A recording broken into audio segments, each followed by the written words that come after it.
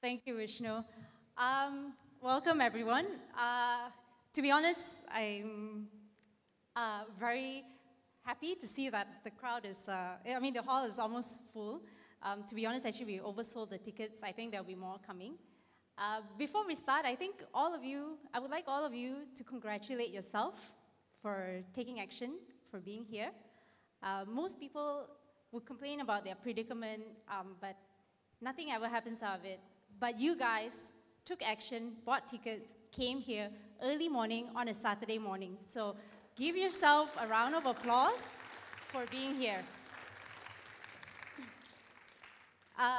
Like Vishnu introduced, I started Medic Footprints when I was told by my head of department at that time that I didn't have a future in NS because I had a slip disc and I was told to leave. So I went on a heck of a journey. I found my co-founder, Dr. Vivek. We started a team and we brought this summit to you. Now that is a very rosy story. I mean, most of you will be thinking, yeah, she made it, but it's not for me.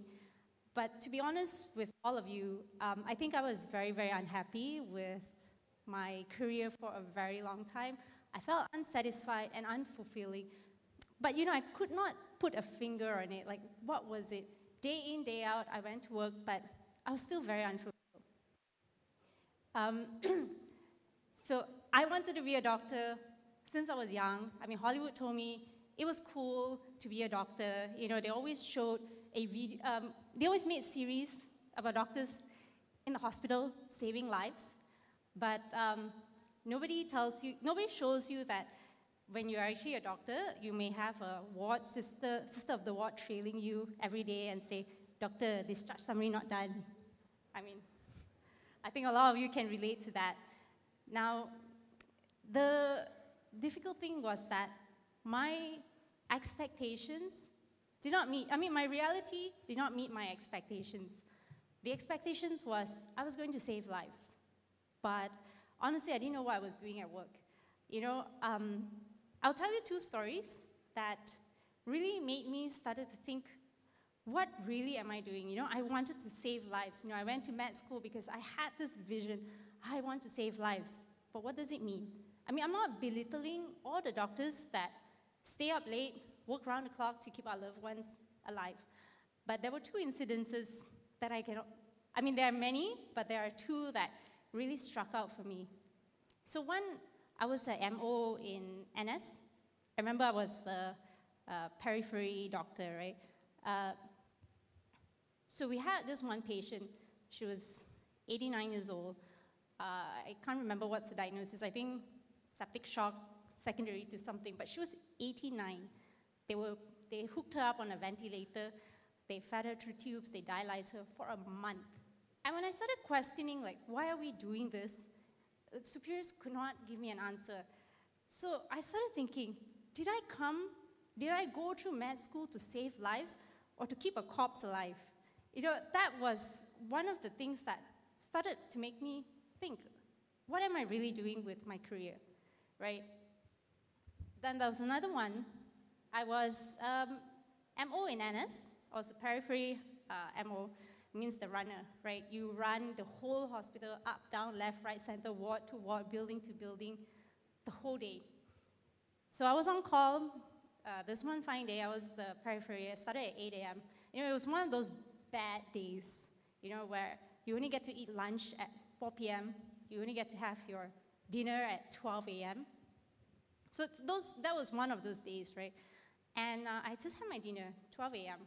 It was close to 1. I thought, oh my God, I have not even lied down. I just need to put my foot up. So it was 1 o'clock. I just lied down. 5 minutes later, I get a call from the ICU. A patient, he's in his 20s, came in, septic shock secondary to acute pancreatitis. He was intubated, and he had collapsed. Now, when the staff nurse called me, of course, I rushed to it's a HDU unit. I rushed there.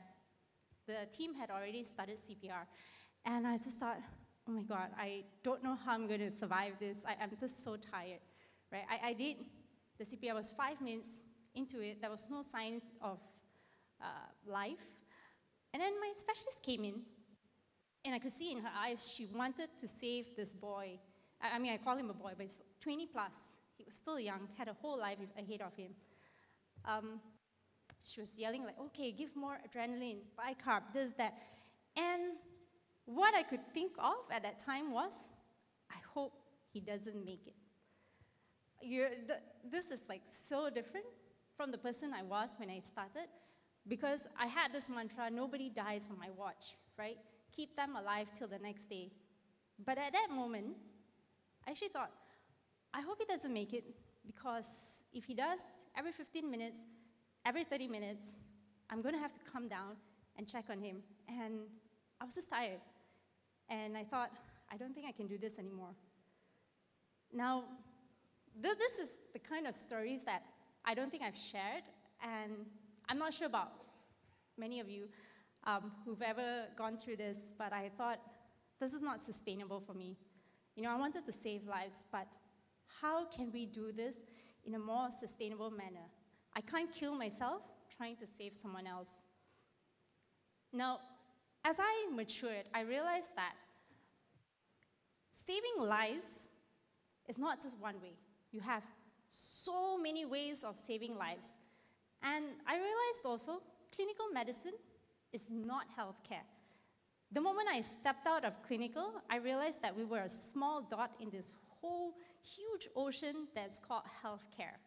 Now, we were not taught what healthcare actually means. We only know what clinical medicine is, and we thought that was our whole lives. Now, what I want to share here is that Medic Footprints is not my story. It is not just my story. It's my co-founder's story. It's the team's story. You know, my team is made up more than half of them are made out of ex-housemates who were told they were not good enough. But they brought this summit to you. And it's also about your story, each and every one of you, your story. Because leading up to today, quite a lot of people have came up to me and told me how they were so grateful that we are around, because they found a path, a light, somewhere, a solution to their problem. So I'm very happy to hear this kind of, who isn't, right? This kind of responses. Medic Footprints is also about the sponsors, the people who want to make healthcare better, who want to impact healthcare. Our event partner, Nadi, these guys, they want to improve healthcare. They want to make an impact, something that is sustainable. I think that's how we should start looking at what healthcare is, saving lives. It needs to be sustainable, and it can be impactful. So what I want to leave you guys is that there are many ways of impacting healthcare. Know that there are a lot of things. I know you guys feel like, oh, this is out of my control, I can't do much. But there's also a lot that's within your control. Do not ask, what can I get out of doing this so-and-so for whoever? But try asking, what can I do? How can I contribute? How can I impact healthcare? And how can I make a change? I think most of us became doctors because we want to make a change in patients' lives. Maybe we were just shown, a small subset of what impacting healthcare could look like. But it's actually really huge. And that's why we have this summit today to show you how each and every one of you can impact healthcare, can improve patients' lives on your own terms, in a way that is sustainable for you. And that's all from me today.